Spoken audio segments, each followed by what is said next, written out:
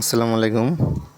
আমার সামনে যে আমটি দেখতে পাচ্ছেন, এটি একটি ন্যাচারাল কার্বাইড মুক্ত এবং কেমিক্যাল মুক্ত আম, এবং এই আমটি উৎপাদনের সময় কোনো প্রকার রাসায়নিক সার, ওষুধ, কীটনাশক, স্প্রে কোনো কিছু ব্যবহার করা নেই।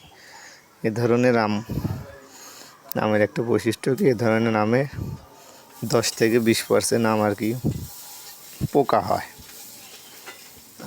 আর আরেকটা জিনিস কি, আমের যে একটা মার্জিত কালার, সেই কালারটা অনেক সময় আসে না। যদিও কিছু কিছু জৈব উপায় আছে, উপায়ে কালারটা মেনটেন করা যায়, কিন্তু সেটা একটু কষ্টসাধ্য বিষয়, যার কারণে করি নাই। আর এটা নিজেরাই খাওয়ার চেষ্টা করব, কেমিক্যাল ফ্রি আম, এই কারণে অতটা মনোযোগ দিই নাই।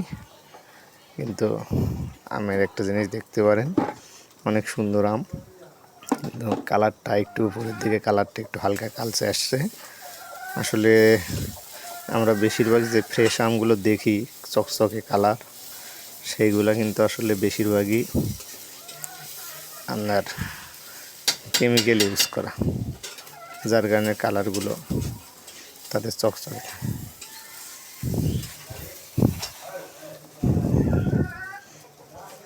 ঠিক আছে, সবাই ভালো থাকবেন, ধন্যবাদ।